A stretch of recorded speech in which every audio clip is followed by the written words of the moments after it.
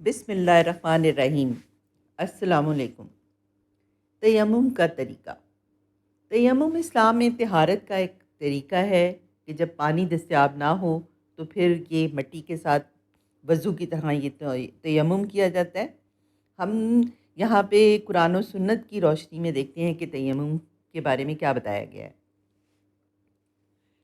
قرآن پاک کی سورہ نساء میں آیت ہے ترجمہ کہ اور اگر تم بیمار ہو یا سفر پر ہو یا تم میں سے کوئی قضائے حاجت کی جگہ سے آیا ہو یا تم نے ازدواجی تعلق قائم کیا ہو اور تمہیں پانی نہ ملے تو پاک مٹی تلاش کرو اور اس سے اپنے چہروں اور ہاتھوں کا مسح کر لو۔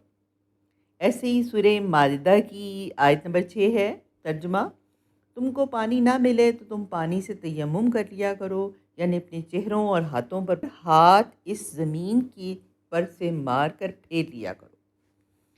پھر اس سنت نبوی یہ ہے کہ رسول اللہ صلی اللہ علیہ وسلم نے تیمم کا طریقہ یوں بیان فرمایا ہے کہ پہلے نیت کر لیں، پھر پاک مٹی پر دونوں ہاتھ مار کر جھاڑ لیں، پھر پورے چہرے پر ایک مرتبہ اس طرح پھیرے کہ کوئی جگہ باقی نہ رہے، پھر دوسری مرتبہ اسی طرح زمین پر ہاتھ ماریں اور دونوں ہاتھوں پر کوہنیوں سمیت اس طرح ہاتھ پھیریں کہ کوئی جگہ باقی نہ رہے اور انگلیوں کے درمیان بھی خلال کریں۔ تیمم کے نواقص۔